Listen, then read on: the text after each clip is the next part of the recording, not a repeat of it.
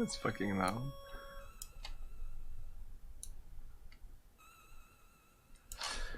Hey guys, welcome to the Retro Gaming Junction. This is Camilio and we're live on Twitch pretty much every day, 8 PM Eastern Time, continuing our game of Star Trek The Promethean Prophecy.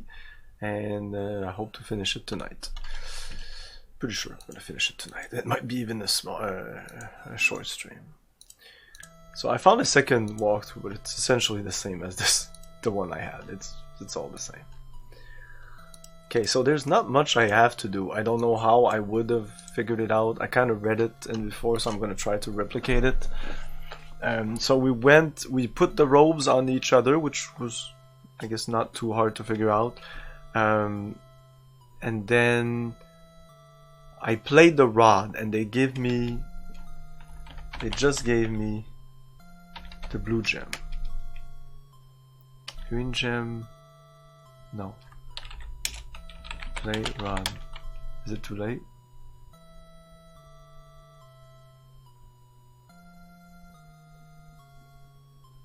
Tis the court of the commander is found after so many years, just as foretold. The commander is once more among us. It is you, Captain Kirk. When you call, I will be your sage. Here is the sign of my commitment. She removes a blue gem from the folds of a robe and hands it to you. Did I not do that last time? Look there, Captain. Notice how they're forming a group of 6, 5 in a circle and 1 in the middle. They're exactly like Suzit monks of Tis Al Tuetan when they begin their druiding rituals. Are these things that, like, real Star Trek things? This Al Tuetan E.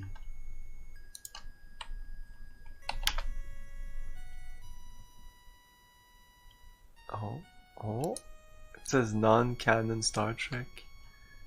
Xeno-anthology. What about the Suzit monk? Suzit monks.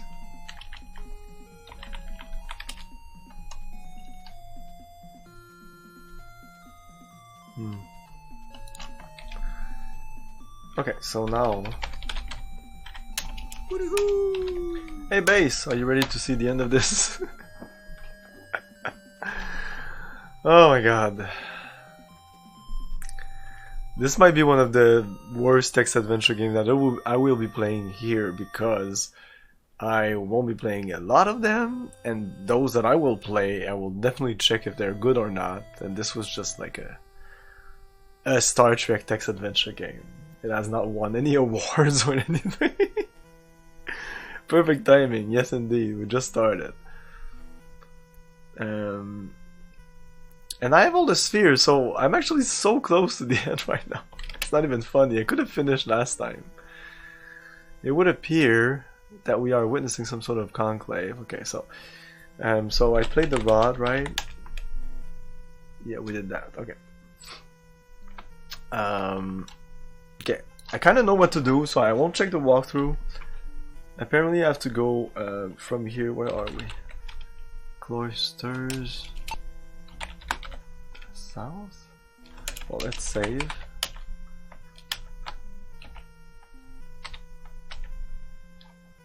North.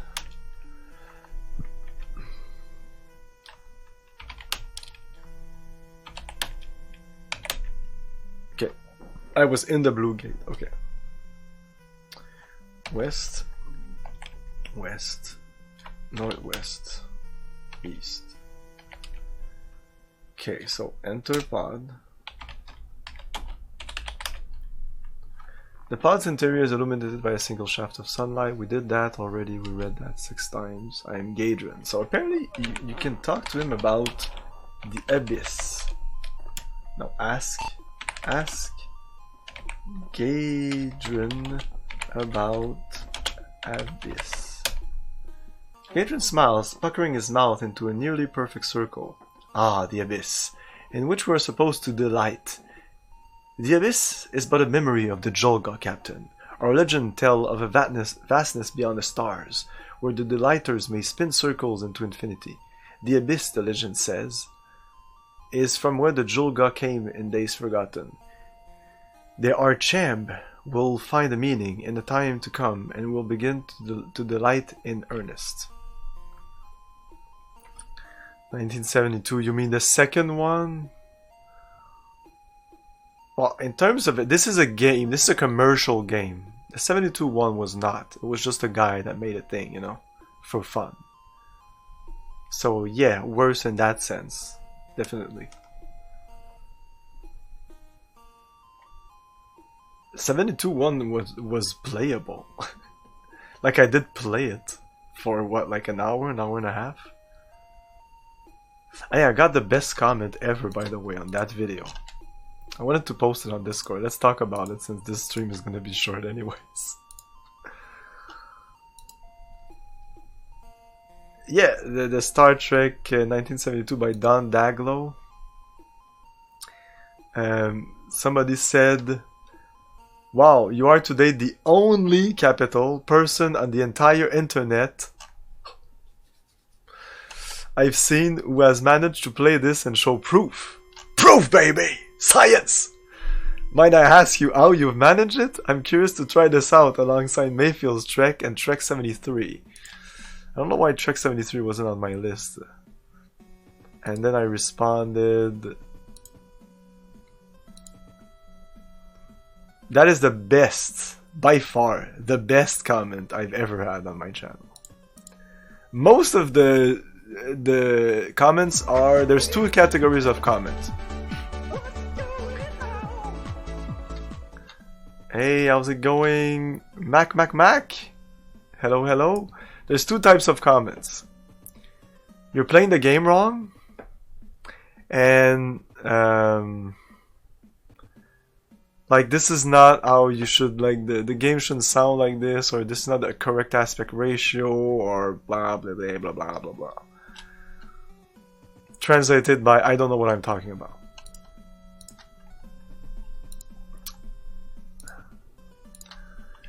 So, not saying I always know what I'm talking about, but I can assure you that if I show you a game, it's the way it was meant to be shown. Like, this game on my screen isn't 4:3, but I put it 4:3 for you guys because that's how it would show on a normal CRT screen. Wow. So apparently I need to give him the sphere. So I have a bunch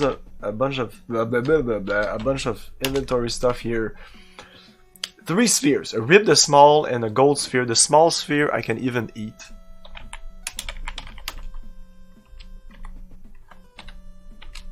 Let's eat it.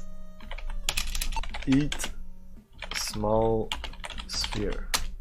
You are getting hungry, it's true, but considering the indigestion. No, eat it. He doesn't want to? I thought he would. Okay. So I need to give the sphere to a delighter.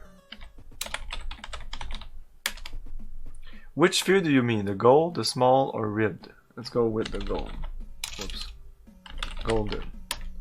Which delighter do you mean? The mumbling, the smiling, or the spinning? Let's go with the smiling. Ah, shit. Might be too late. I'll have to do it all again. Yep. Give a gold sphere. So I have to give each sphere to a person. I don't know how you would know which one to give, so I'll try stuff. Give gold sphere to Smiley because it's gold on Delighter. The Delighter pauses a moment, examining your offering, then continues circling the pods. Okay. Give. If I could at least press up to have the last command. Give a gold sphere to a mumbling delighter. Oh. Give. Well, there's a spinning one.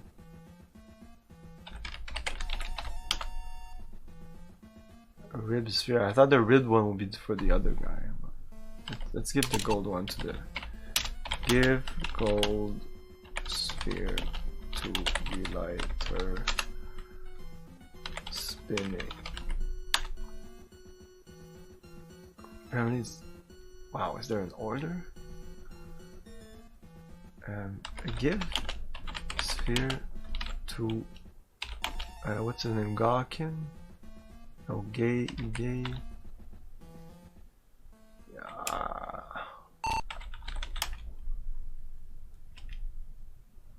Gadron. Show sphere.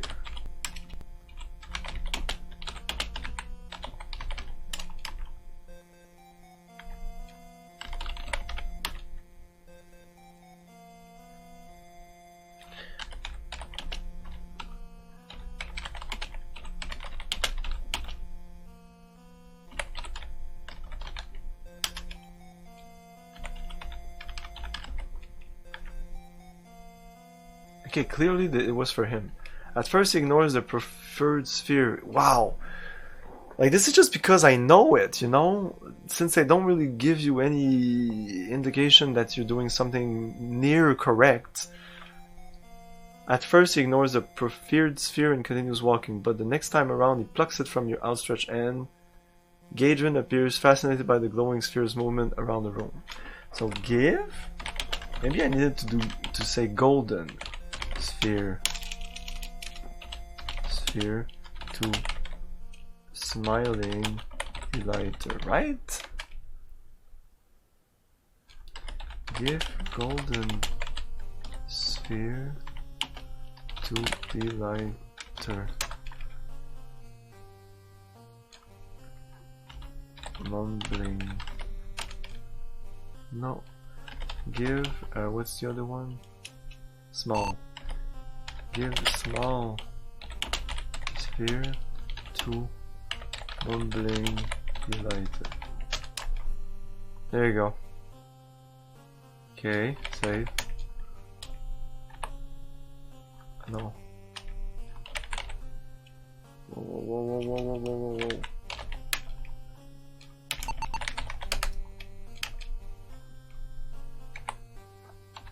No, fuck it. What's around? The pod's interior illuminated, Lieutenant, 3 delighters, 1 mumbling, 1 spinning as he walks, and 1 smiling. Okay, talk to smiling. I keep thinking it's 2 L's. Yes, I'm here, Captain. Okay.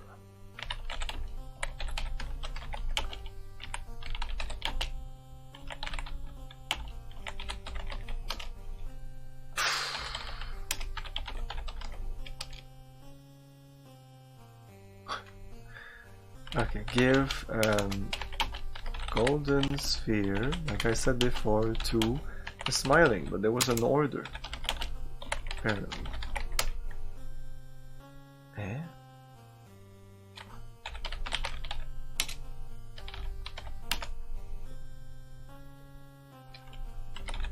Give sphere to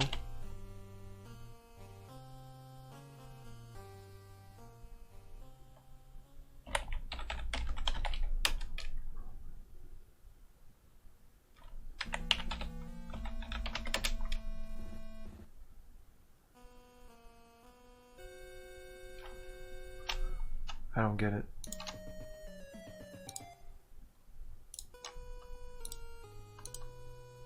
Get small violet sphere. Violet sphere? Or is it violet? Do I have a violet sphere? Okay, I have to exchange stuff with people. Wait a second, I'll be back. Bye. In the pod. Exit pod.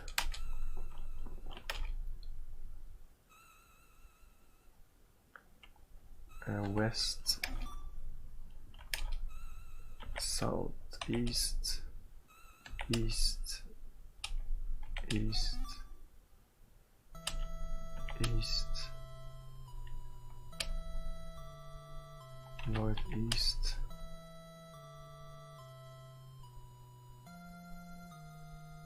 Well, I did exactly what was in this walkthrough, so who has it? I left it to Willowman. Yeah, it's Willowman. Okay, cool. Northeast. North? East again. North. Okay. Give Willowman a small sphere, because apparently I don't need it.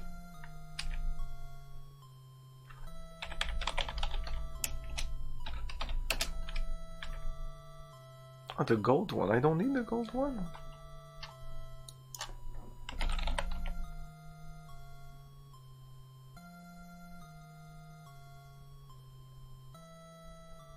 Oh, I needed to put the gold sphere in the light. Okay, let's restore. That was my key. That may be giving me the answer I needed. Put gold sphere in light. You place the golden sphere on the ground in the shaft of light and it glows like a tiny sun. One of the orbiting the lighters turned. I do understand, like, if you play these games, if you would play these games back then and you would only have that, you would try stuff. And eventually it would be like, put this in light, this in light, this in light, this in light, and then something would happen and you'd be like, what? It would blow your mind. Recognition. That's it. That's it.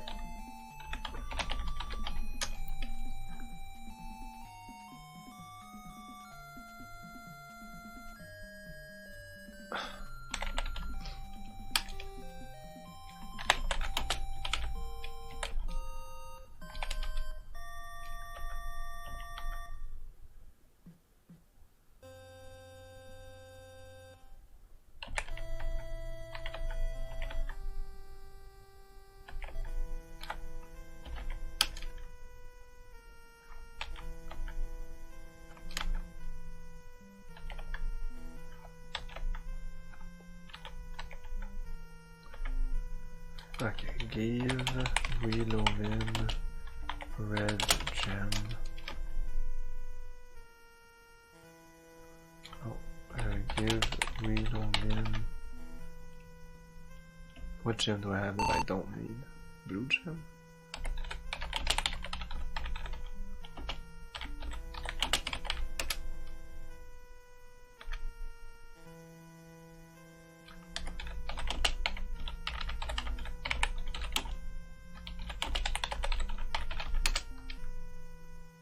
Cool.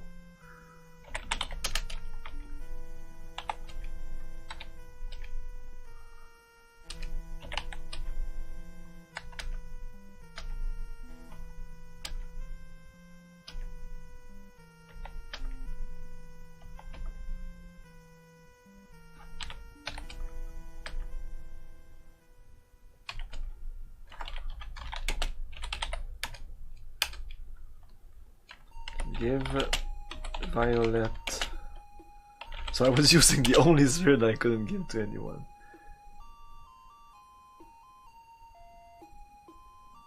So you're supposed to understand that the pods are about spheres. There's no clues.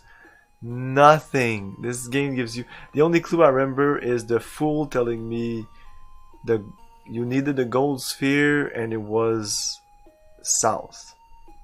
When he told me that, I already had the gold sphere. He didn't tell me why I needed the gold sphere, and that's it. I'm sure they mentioned the abyss somewhere, but to the lighters. But I may be giving it too much credits. The lighter. No, what? The lighter like this. Yeah. The mumbling, the spinning, and it's the smiling. His grin disappears for a moment as he takes the sphere, holding the luminescent ball out on the flat of his palm. He smiles at it and moves away. Gadrin watches intently. Gadrin shouts hoarsely, "I know what this is." He comes forward and clutches your arm. Pointing at the golden sphere, radiant in the light, he cries, "A sun! This is a sun!" He casts a hand about, pointing at each luminescent ball circling in the pod's dark interior. And these are worlds, are they not? Transfixed by their sun, they must orbit throughout eternity, unknowingly, as we have been compelled by our very nature to circle in this darkness, seeking a vision of which was once our destiny. We have been lost to ourselves on this world which is not ours, waiting for one who would lead us away, up into the abyss where we once flourished. He spreads his arms wide. We are pilots, and you are our commander. Come to rescue us. Gadrin produces a violet gem and thrusts it into your hand. I wait for the ancient signal, and when I hear it, I will join you. The rippling Arik on his neck now drone a deep, sustained tone as he rushes from the darkness, out of the pod, and into the light. The pod's interior is illuminated. Spock takes his alert. Spock and Leah confer for a moment. There is a shaft of life at the pod center, mumbling the lighter, trudges in tight circle, another one smiling, and the third one.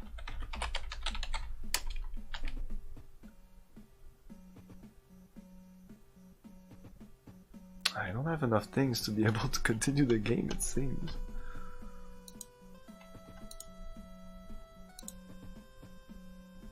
Do I have a sphere? I don't. Is it on the ground? I didn't see it.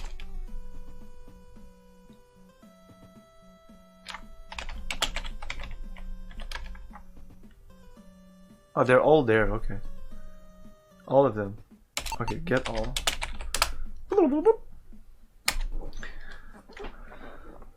The ragamuffin from McCoy. Whoops!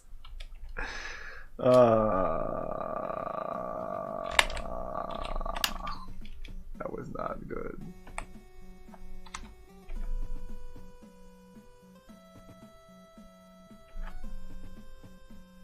Whoops, that was before. I didn't say when I did all that shit.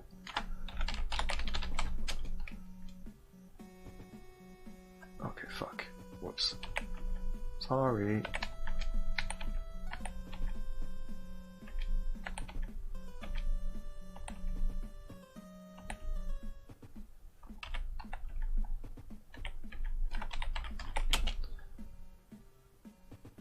Enter on. Give violet sphere to lighter, smiling, blah blah blah blah blah blah blah blah blah. Save.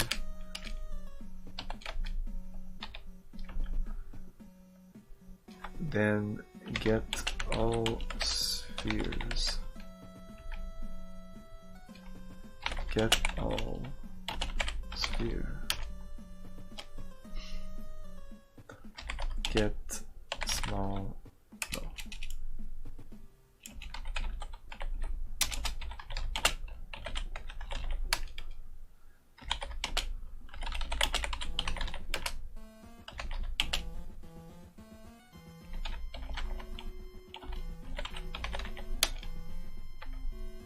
From the spinning the lighter. Give me that!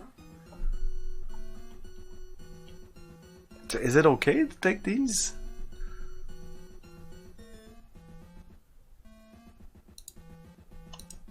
Like, I don't even know what's the... Like, I didn't unlock anything, you know? I do these things. Like, do I need... Because eventually you need to kind of finish the procedure, the ceremony. But... do these guys still need the sphere in their hands?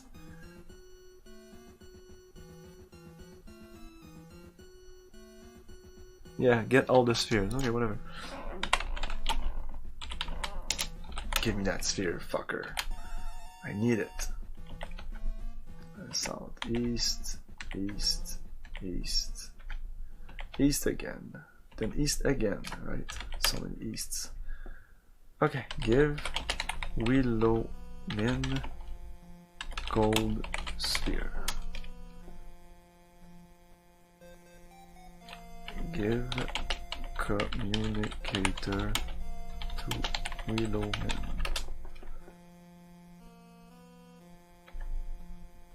Gold sphere. Give gold sphere to we Roman. Rush to we Roman. You even have to remember what you give to people, so.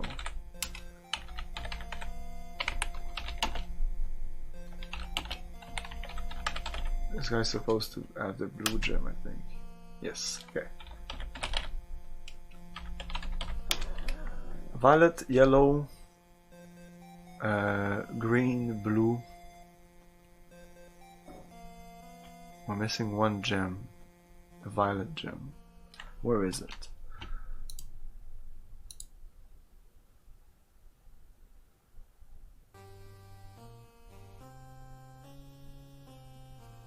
Give violet sphere to the lighter spinning, you get the violet gem.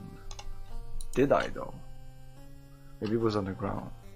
God damn it. Anyways, sounds. So we have all the gems already? We even have the red one? No, we're missing the... Oh, violet gem is right there, okay. The red one, we gave it to someone. It's a trader in there, okay. Show yellow gem to defender.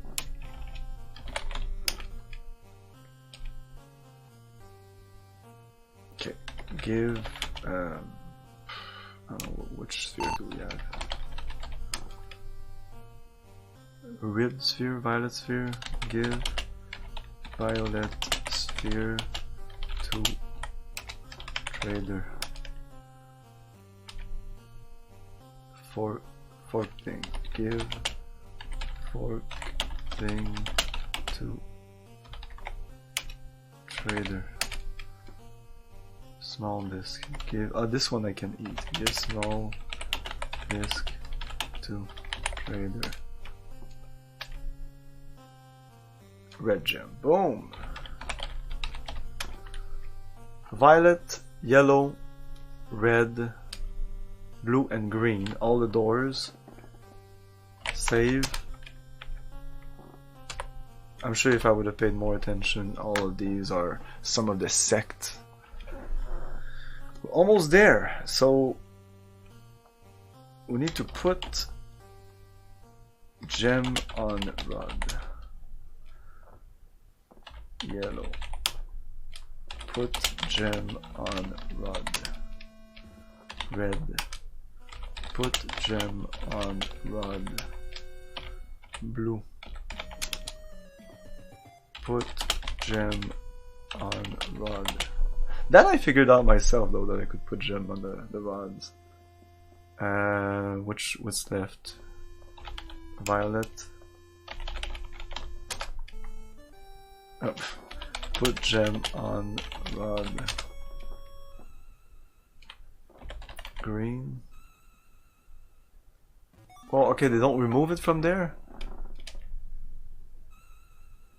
Okay.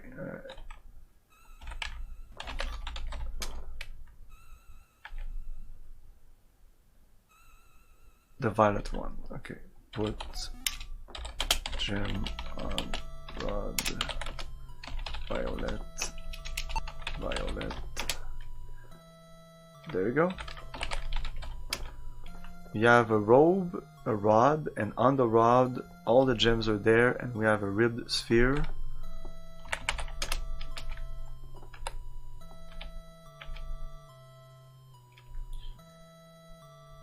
East, south,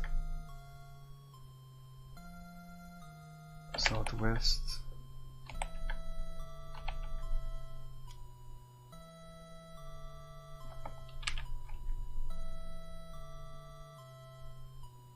Passes outside the compound wall.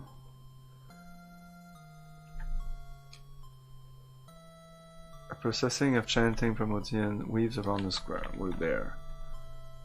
Save. 5. Yes.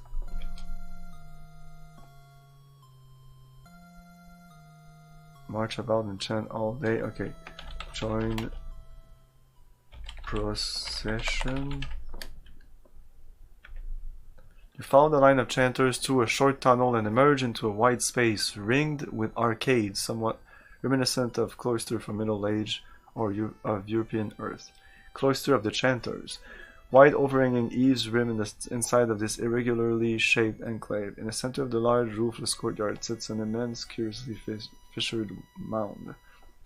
A grotesquely armored Promethean defender watches you intently.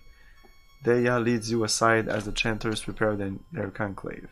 Welcome, Captain Kirk, she says, pronouncing the unfamiliar words with a tone of amusement. Again, you give us the joy of your coming.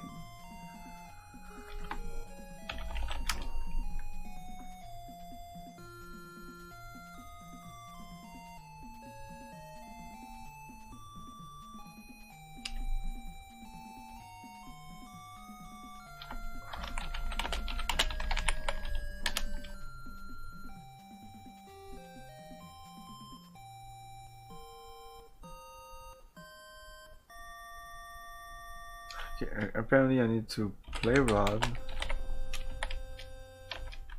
As the rod spins, the chords of each gem blend in a complex harmony. The chanters grow silent, staring in wide-eyed wonder. Outside the compound, the street sounds quickly die out as the Prometheans listen to the music. With dramatic suddenness, the silence breaks. Prometheans of all descriptions come pouring through the blue gate. Chanters, sustainers, delighters in the abyss.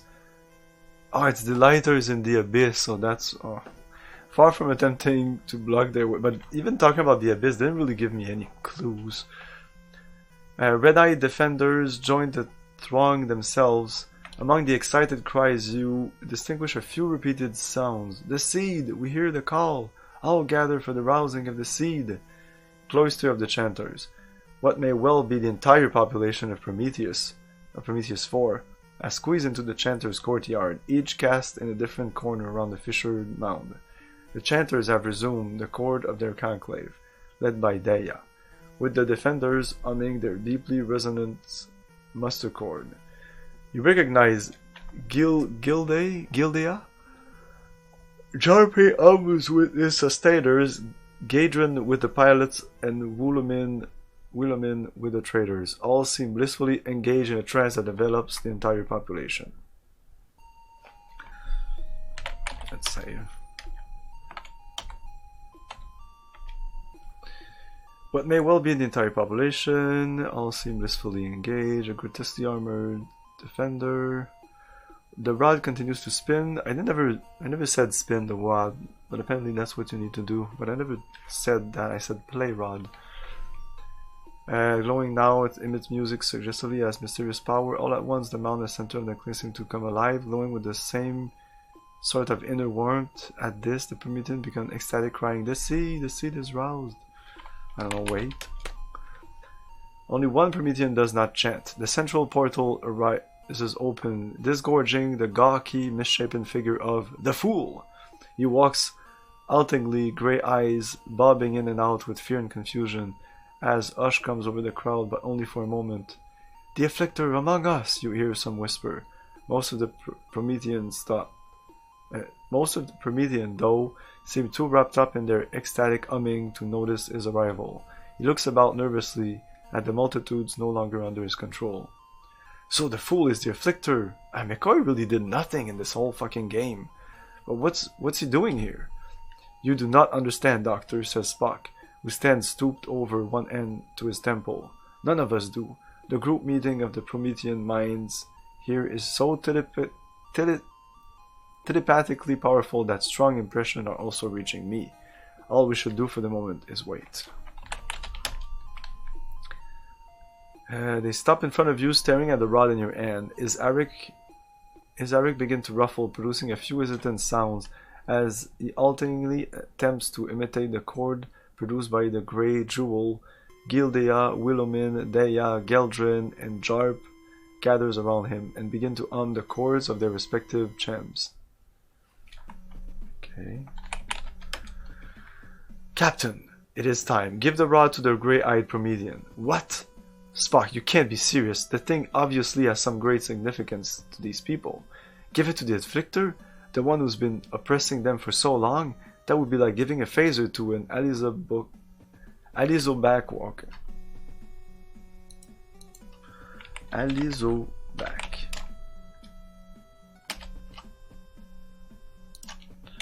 Star Trek. Are they just inventing stuff? Alizobac.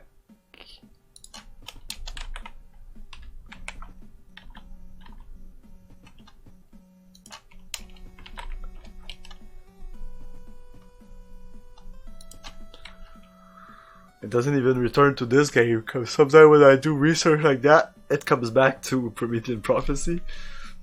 That thing obviously has some significance. Doctor, please, a healthy Jolga culture actually has 6 castes. On this planet, one entire caste was wiped out in an accident long ago. In fact, we found this rod buried at the site of the ancient catastrophe. I can't even remember where we found the rod. The afflictor is thrown back, a genetic accident that reproduced a member of the missing caste for the first time in centuries. It was born among the defenders. Misunderstanding his caste powers, he used them in a warped way. This is actually interesting, but this is the end of the game. Like, I think the paranoid tendencies to be found in the military branches of any culture. Now, however, he is needed if they ever are to return to their own planet. He is, in fact, their lone commander. I already have like plenty of ideas that could have been interesting for this game. This guy, this fool could have been part of your party like from the beginning. Followed you around, you know. I don't know. He was just a guy, and we could have discovered his whole past along the game instead of just all like there you go. Wait again. As the assembled Prometheans hum the various chords peculiar to their castes, blah blah blah blah. Oh yeah, I need to give rod to fool. As the afflictor takes the rod, it glows with redoubled warmth. Crackling bits of blue fire shoot from gem to gem across the tips of the crown. As the circling Prometheans hum, suddenly a beam of flame leaps out, arcing between the rod and the glowing mound. The blue flame twists about it, floating inches above the largest encircling fissure. As the blue flame spreads about its surface, the mound begins to expand, puffing outward in all directions like dough in an oven. Soon it has doubled in size. Wide-eyed sustainer work teams hastily open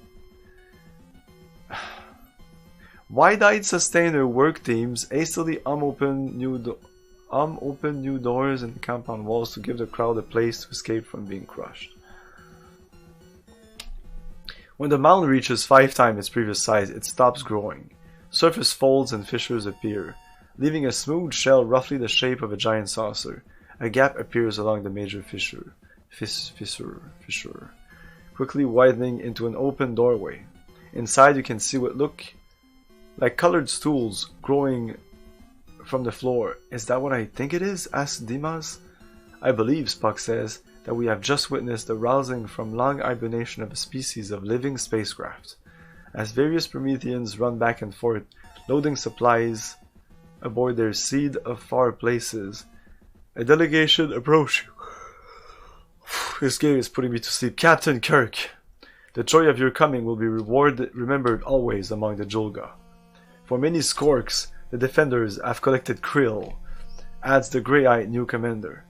Though the harshness of those commands may be regretted, good may now be found in that unhappy history. For when we have loaded our ship with krill for our journey home, enough will remain to supply our ship too. Our ship! Fuck! We were here to get some food! Kirk to Enterprise! Kirk to Enterprise! No! They're all dead! The health of your ship for the return of ours, says Wilhelmin, mouth puckered in a round Promethean smile. A fair trade, no? As the Prometheans finish loading up their spaceship, Gadron approaches you. Captain, may we escort you back to your ship? Out into the abyss, it would be an honor. Inside the seed of far places, the sound of humming is so loud, Spock has to cover his sensitive Vulcan ears.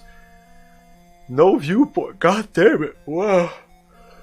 I'm telling you, this is putting me to sleep. No viewports or instrumentation can be seen. Prometheans sit in groups of 6, Arik ruffling happily. Gradually the chords of all chems, but that of the pilots die off. And the sea begins to rise. Captain, says Gildia, we know your mission here. We cannot speak for all the Jolga. Let us hope that somewhere others of our kind remain. But we will work to forge an alliance with your federation. May there always be peace between us. As for the planet you call Prometheus 4, bah. She makes a shortling laugh. Game over, man. It's game over. Shortling laugh of contempt, though she is unable to conceal a note of sadness and regret. Though it is all we have ever known for herself, Gildia hopes she never fights a Bower again. We were not made for such a sandy place. If your federation can make use of it, it is yours. Bridge. Back on the Enterprise, your officers stand by the command chair watching the Jolga's living spacecraft disappear. Chekhov puts down a half-eaten plate of potatoes topped with caviar and sighs. Nothing like a good boiled potato to make me feel like home in Russia. It's hard to believe that just yesterday this potato was crawling in the sand of Prometheus 4. One thing I don't understand, Uhura asks. How can a spacecraft be alive? A fascinating phenomenon, Spock answers. Apparently the Jolga and their spacecraft have enjoyed a symbiotic relationship for millennia. It is unclear whether the two species evolved together or simply grew to depend on each other over time. Now that contact with the Federation has been established, we may one day learn the answer. Symbiosis with a spacecraft, eh? Cracks McCoy. I can't believe that. Just look at Jim here in the Enterprise. Yeah, she's my lady. Congratulations, Captain. Not only have you saved the Enterprise from starvation, you have rescued a group of alien explorers stranded for generations, opened up a Class M planet for potential Federation colonization, secured an outpost in the star system on the troubled border of the Romulan Empire, penetrated the secret of a new Romulan battle device, and made friendly first contact with representatives of what may be an important neighboring civilization, the Jolka. When you say like that, it almost looks interesting. The Federation has come to expect no less of you, but you've done it again. We penetrated the secret of a new Romulan battle device? Did we? No, that's it. Check it out. I am the ultimate badass. Yeah. State of the badass art. You do not want to fuck with me. Wow. Check it out. I am the ultimate badass. Yeah. State of the badass art. Damn. You do not want to fuck with me. Sorry for all the yawning, but this game is just... Okay, why this game is worse than the other one, even though I'm sure some people would play both and would say this is better. This is my opinion alone. Look at what we did in the last game. In the last game we played was Kobayashi Alternative. So in Kobayashi Alternative, you battle multiple times. You can use your lasers, you can use your torpedoes, you see your ammo, you have your energy readings, you can ask like repair reports to Scotty. You go from planet to planet, getting clues to get stuff. You shoot with the Enterprise from the planet to the ground. You use your phasers in multiple settings. You run around a lot of planets, discover lots of sorts of alien. But you even mind meld. You do all the things you do in Star Trek, like you shields up, transporter beam up, beam down, all the things. I don't think you do the Corbomite maneuver, but apart from that. But the plot is only finding Sulu, and it's just talking to people and say, where's Sulu? And they would say like, oh, you have to help us with this thing, and then you would help us. Like the writing itself was like, bare bone. This was the complete opposite. This was only writing. The puzzles were... I can't say the puzzles were great in the other one. There wasn't any puzzle. I did the game like that without really... I had to use a walkthrough because I couldn't... Scripts were popping out because the game eventually bugged out of me. It glitched. And I proved it in my playthrough. You almost have to watch it to completion to see it. But I kind of proved that it kind of glitched on me. Without the glitches, it's all about getting the coordinates, going to those coordinates, do the things. It's all about analyzing the right thing with the right people. It's all clear what you have to do. This game is nothing of that. It's all about like just classic text adventure, point and click adventure game stuff. Putting a table over like quicksand, building some kind of grappling thing to drop down a cliff, assembling a rod with jewels. It had little to do with... Sometimes you would shoot stuff with your phasers, but it had very, very little to do with Star Trek. What is Star Trek, you know? I kept saying that in the old game, the other game, where I was like, this game is boring, but at least I feel I'm doing Star Trek-y stuff. You know, beam me up. It was always Kirk to Spock. All the commands I kept typing felt like I was doing Star Trek-y stuff. It was immersive, you know. Hey Rez, yeah, we're done. We're finished with the game, by the way. We're not done. Like, I'm done with this fucking game. We're just finished with the game. But if you're interested in watching, you know what? I'm just gonna like close it because I'm gonna upload it to YouTube. So I want to properly finish this. This might be the only playthrough of this game, so I want to be somewhat professional. But then I could just, and I also cut this. Oh no, I don't have to cut the stream. I can just do the highlights afterwards. But yeah, I'll jump into some. I'll set up Dune 2. Might as well. It's so early, and if you guys want to see that. So what was I saying? Yeah, this game is a mix of those two games would be good, but again, the plot in this isn't like incredibly good. It's just something. It's more interesting than the multiple aliens. Like, it was all quirky and fun. The other game, all the alien adds some quirk that wasn't taken seriously. This game was way more serious. There wasn't any jokes in it. McCoy was the McCoy was Bones was there only for the comic relief. It wasn't useful at all. Never did we have to ask Bone about analyzing a corpse or something. Nothing medical. Nothing. So we had us, Spock, and another character, Diaz, which was introduced only for Dimas, whatever, only introduced for this game. At least she was a female character, which are lacking in Star Trek, so there was that. But again, introducing another character like that, when we have a whole slew of crew in the Star Trek, it would be easy, like I said before, to convert this game. They would have lost the license for Star Trek. It would have been extremely easy to just call this game Promethean Prophecy and go with that. Remove the Enterprise everywhere, change Enterprise for another spaceship, change the crew's name. A day and it's done. We have another game, just people being shot at in space and then beaming onto a planet. We don't have to beam, we don't have to beam. We can just crash onto the planet. That would be even... yeah, we crash into the planet and then we get separated from our ship. And then the rest of the game is essentially the same. And even before with the Romulans, just remove the Romulans and put another species there, whatever. Sorry. So yeah, let's quit this. Then I'm not even gonna break. I'm just gonna switch back on, and then we're gonna do some setup of Dune. And I did start Dune. I'm gonna talk about it in a minute. Ciao, guys.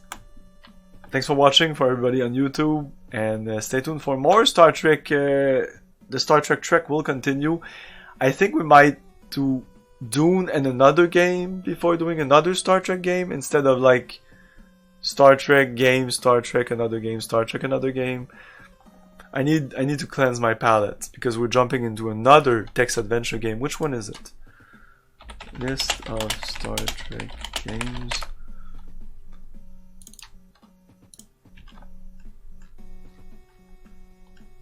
was Star Trek 73? Was he talking about Super Star Trek? Maybe he was starting.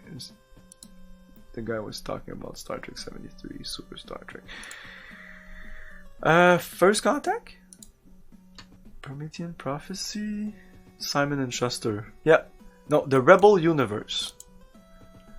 The Rebel Universe actually has graphics.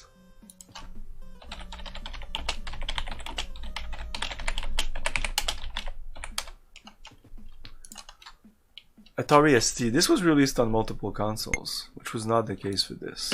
Oh my god! Oh, it's a point and click game! Oh shit! Anyway, it all depends on how long is Dune. Looks like Kirk has some lipstick in this. Anyways, wow, this looks very evolved. Yeah, what year is this?